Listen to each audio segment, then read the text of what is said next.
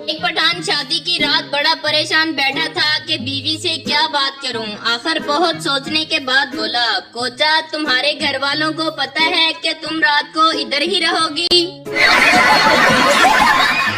एक चरसी कब्रिस्तान में बैठा चरस पी रहा था। पुलिस आ गई तो चरसी ने चरस छुपा दी। पुलिस, क्या कर रहे हो यहाँ? चरसी, कुछ नहीं, अपने वालिद के लिए दुआ कर रहा हूँ। पुलिस, ये तो किसी छोटे बच्चे की कब्र है। चरसी, मेरे वालिद साहब बचपन में ही फौत हो गए थे। गाहक, तुम्हारी मिठाई की दुकान है, क्या तुम्हारा दिल नहीं करता मिठाई खाने को? शेख का बच्चा, दिल तो बहुत करता है, लेकिन अब्बा रसगुल्ले गिन कर जाता है, इसलिए चूस चूस कर वापस रख देता हूँ। एक लड़का छुपकर काफी देर से फोन पर एक लड़की से बात कर रहा था। एक खानदान के एक बुजुर्ग ने देखा तो बोले, बेटा क्या ये हमारी तहजीब है? लड़का, नहीं बाबा, ये दूसरी गली में रहने वाली बल्कीस है। दूसरी दफा का जिक्र है कि टोपियां फरोख्त करने वाला एक शख्स दरख्त के नीचे आराम कर रहा था कि अचानक इसकी आंख खुलने पर इसने देखा कि इसकी टोपियों वाला बैग बंदर ले गए हैं और पहन भी रखी हैं। इसे अपने दादा की बात याद आई कि बंदर इंसानों की नकल उतारते हैं। इसने अपनी टोपी उतार कर फेंक दी। एक बंदर ने नीचे आकर वो टोपी भी उठा ली और इसे थप्पड़ मारते हुए बोला, अन्नी दिया, तेरा की ख्याल है? साडा दादा सानू कुछ नहीं दस के गया। एक औरत आधी रात को कब्र पर बैठी थी। वहाँ से एक शख्स गुजरा और पूछा, डर नहीं लगता? औरत, लो जी, इसमें डरने वाली क्या बात है? अंदर गर्मी लग रही थी तो सोचा बाहर बैठ जाती हूँ। सरदार साइंटिस्ट ने एक मक्खी के पर काट दिए और कहा, उड़ जा। मक्खी नहीं उड़ी। सरदार ने लिखा कि तजर्बे से साबित हुआ है कि अगर मक्खी के पर काट दिए जाएं तो वो सुन नहीं सकती। नहीं। गर्ल्स कॉलेज के बाहर बम ब्लास्ट के बाद जियो रिपोर्टर जख्मी लड़की से, जब बम गिरा तो क्या वो एकदम से फटा? लड़की गुस्से से, जी नहीं, वो रेंगता हुआ मेरे करीब आया और निहायत अदब से, प्यार से और शर्मा कर बोला, बाजी ठा। एक मरीज ऑपरेशन थिएटर से भाग आया। दोस्त ने पूछा, क्यों भागा? कहने लगा कि ऑपरेशन थिएटर में नर्स मुसलसल कहे जा रही थी कि घबराओ नहीं, छोटा सा तो ऑपरेशन है। दोस्त ने पूछा, तो फिर क्या मसला था तुम्हें? मरीज बोला, यार वो मुझसे नहीं डॉक्टर से कह रही थी। अगवाकार फोन पर, तेरी बीवी मेरे कब्जे में है, सबूत के लिए उसकी 2 उंगलियां भेज रहा हूँ। शोहर, सबूत पक्का नहीं है, जुबान भेज, जुबान। 3 पागल बैठे बातें कर रहे थे। पहला पागल, मैंने सारी दुनिया खरीद ली है। दूसरा पागल, मैंने चांद की दुनिया भी खरीद ली है। तीसरा पागल, मोहल्ले का डॉक्टर ठीक कहता है, तुम दोनों पागल हो, जब मैंने बेची ही नहीं तो तुम लोगों ने खरीदी कैसे?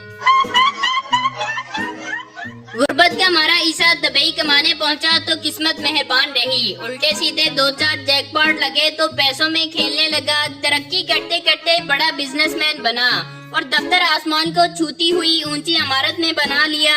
बूढ़े बाप की याद आई तो इसे विजिट वीजा भेजकर बुलवा लिया। ड्राइवर को निशानी बताकर एयरपोर्ट लेने भेजा। बावर्दी ड्राइवर बाप को चमचमाती लंबी कार में एयरपोर्ट से लाया। दफ्तर वाली बिल्डिंग में लगी शीशे वाली लिफ्ट में सवार करा के ऊपर ले जाने लगा। पहली बार लिफ्ट में सवार बूढ़ा खौफजदा होकर बाहर के मनाजर देख रहा था। साथ वाली इमारतें नीचे रह गई, बादल भी नीचे रह गए।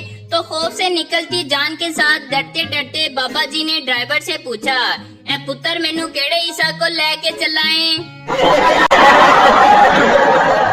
रेलवे स्टेशन पर शेख साहब की बेगम, शेख साहब बहुत प्यास लगी है, पानी तो ला दे। शेख साहब, क्यों ना तुम्हें चिकन बिरयानी खिलाऊं चटनी और सलाद के साथ? बेगम, अरे वाह, चिकन बिरयानी, चटनी और सलाद, मुंह में पानी आ गया। शेख साहब, बस इसी पानी से काम चला लो।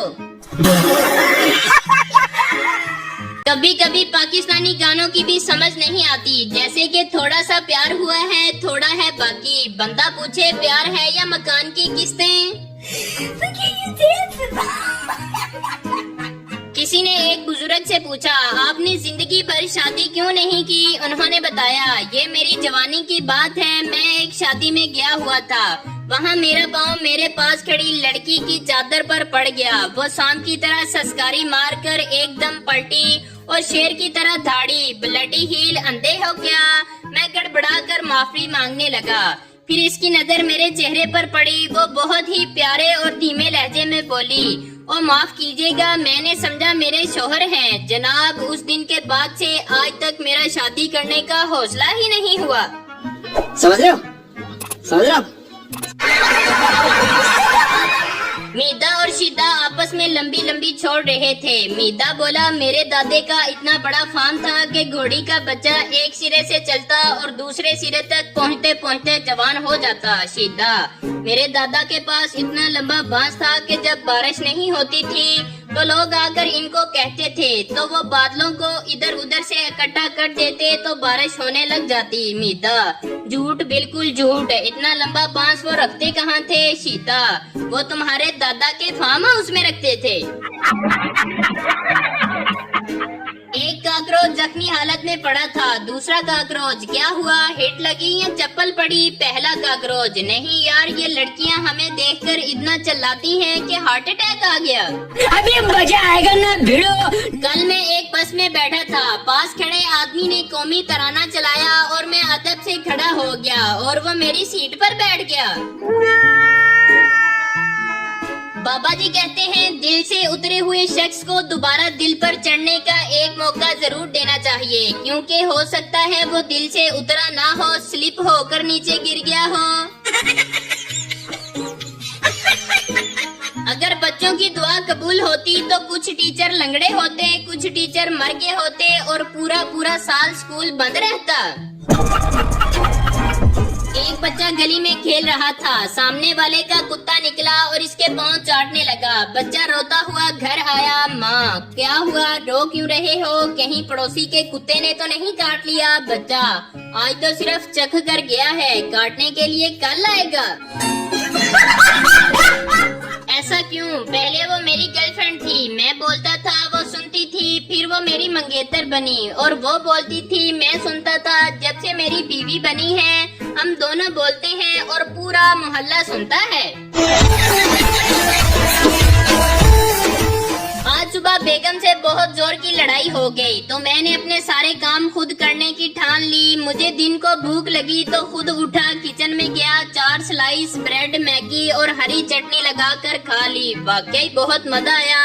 अब पिछले 1 घंटे से मैं कमरे के एक कोने में चुपचाप गुमसुम बैठा हुआ हूँ और बीवी बार बार पूछ रही है, किचन में मेहंदी भिगो कर रखी थी, वो कहाँ गई है?